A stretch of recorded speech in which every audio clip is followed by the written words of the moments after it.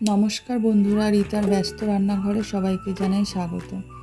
আজকে তোমাদের সাথে শেয়ার করব তেল ছাড়া খাসির মাংসটাকে ধুয়ে ভালো করে জল ঝরিয়ে নিয়েছি। এরপরে আমি দিয়ে দিলাম 2 চামচ হলুদ গুঁড়ো, তারপরে আমি দেব কাশ্মীরি লঙ্কার গুঁড়ো, তোমরা চাইলে লাল লঙ্কার গুঁড়োও দিতে পারো।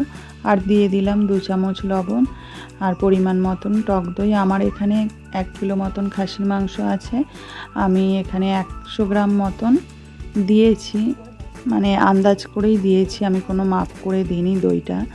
তো দিয়ে ভালো করে আমি মশলাটা 30 মিনিটের জন্য মাখিয়ে রাখলাম। দিয়ে এবার মশলাটা আমি তৈরি করে নেব। এরপরে আমার মশলার জন্য লাগছে পেঁয়াজ, আমি 1.5 খানা পেঁয়াজ কেটে নিয়েছি, আর তার সাথে 7-8টা লঙ্কা লাল দেখে কাঁচা লঙ্কা নিয়ে নিয়েছি, পরিমাণ মতন রসুন আর আদা, তার সাথে 2 চামচ পোস্ত আর 2 চামচ জিরের গুঁড়ো দিয়ে এবার আমি ভালো করে মিক্সিতে ব্লেন্ড করে নেব মশলাটা। ভালো করে মশলাটা ব্লেন্ড করে নিয়েছি। এরপরে 30 মিনিট পর এবার মশলাটা মাংসের সাথে মাখিয়ে নেব ভালো করে। মশলাটা এবার আমি মাংসের মধ্যে দিয়ে ভালো করে মাখিয়ে নিচ্ছি। ভালো করে মাখানো হয়ে গেলে তারপরে আমি এটাকে রান্না বসিয়ে দেবো। তো আমার কাছে একটু হলুদ কম লাগছিল, রঙটা একটু ফ্যাকাশে লাগছিল বলে আমি আবার একটু পরিমাণ মতন হলুদ আর অল্প একটু কাশ্মীরি লঙ্কার গুঁড়ো দিয়ে নিয়েছিলাম এবং গরম মশলার গুঁড়োটাও দিয়ে দিলাম। দিয়ে আবার ভালো করে মাখিয়ে নিচ্ছি। এটা খুব ভালো করে হাতের সাহায্যে মেখে নিতে হবে। দিয়ে এবার আমি প্রেসার কুকারেই যেহেতু করব, তাই আমি প্রেসার কুকারে মাংসগুলোকে দিয়ে দিলাম।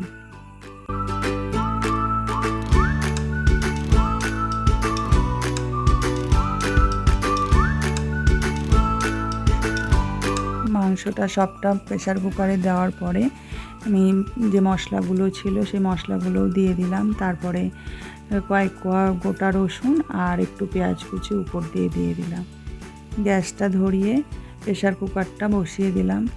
আমি প্রেসার কুকার ঢাকনাটা এইভাবেই লাগালাম, এটা আমি মুখটা লাগিয়ে দিলাম না। এই দেখো ফুটেও গেছে, আমি কোনো জলও দিইনি। তো জলটা দেখো বেরিয়েই এসছে মাংসের থেকে, যেহেতু অনেকটাই পরিমাণে দই দেওয়া হয়েছিল, তো জলটা বেরিয়ে এসছে। আর এইভাবেই মাংসটা প্রায় 45 থেকে 1 ঘন্টা ধরে এইভাবেই রান্নাটা হবে, মানে স্টিমটা কমিয়ে দিয়ে এরকম অল্প আছে রান্নাটা হবে। তো আমার লবণ কম হয়েছিল বলে আমি আর একটু পরিমাণ মতো লবণ দিয়ে দিলাম। দিয়ে আবার এটাকে ঢেকে দেবো, প্রেসার কুকারের ঢাকনাটা ঢেকে দিলাম। দিয়ে মাংসটা হচ্ছে আর আমিও এদিকে একটু গোটা গরম মশলাটা একটু থেতো করে নিচ্ছি।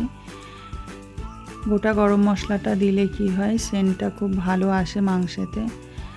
আমি তেলে যখন মাংস রান্না করি তখন আমি গোটা গরম মশলা ব্যবহার করি।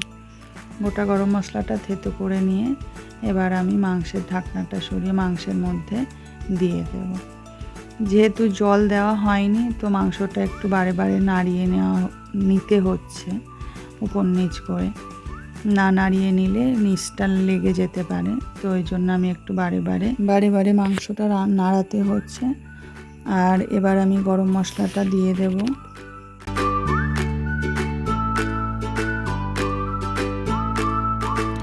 এই যে গোটা গরম মশলাটা আমি এবার দিয়ে দিলাম, দিয়ে আবার একটু নাড়িয়ে দিয়ে তারপরে আমি আবার ঢাকনাটা দিয়ে ঢেকে দেব।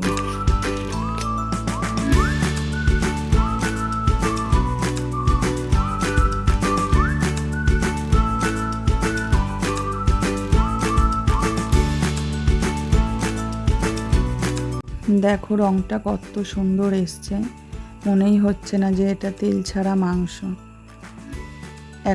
এক ফোঁটাও তেল দেওয়া হয়নি, তোমরা দেখলেই পুরো ভিডিওটাতে 1 ফোঁটাও তেল দেওয়া হয়নি। তেল ছাড়া মাংস, তো আবার মাটন। তোমরা অবশ্যই বাড়িতে করে দেখো, খুব ভালো লাগবে। একটু সময় লাগবে যেহেতু এটা স্টিমে হচ্ছে, স্টিমে হওয়াতে একটু সময় লাগবে, কিন্তু খেতে দারুণ টেস্ট হবে, দারুণ টেস্ট হবে।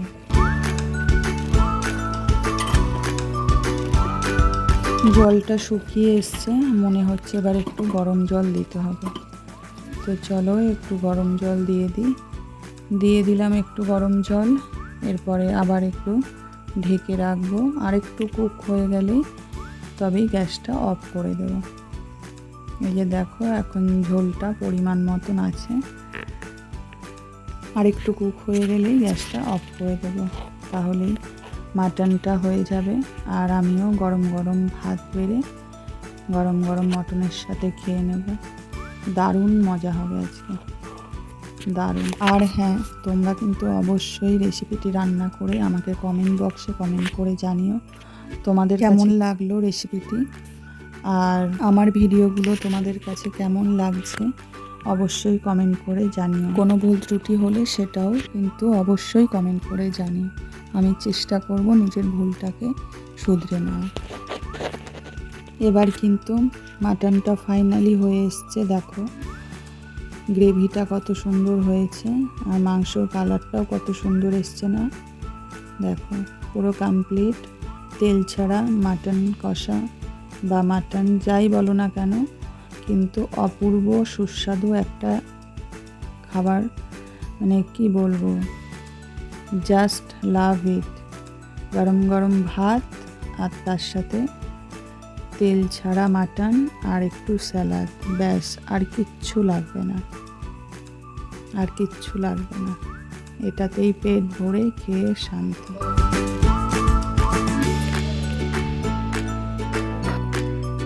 দেখো আমি ঠিক মতন কিন্তু থালাটাও সাজাতে পারলাম। চলো তাহলে খেয়ে নেওয়া যাক। আর অবশ্যই কিন্তু তোমরা কমেন্ট করে জানাবে ভিডিওটি তোমাদের কাছে কেমন লাগলো, আর আমিও চেষ্টা করব নতুন নতুন রেসিপি তোমাদের সাথে শেয়ার করার। তো আজকের মতন টাটা, বাই বাই, সবাই খুব ভালো।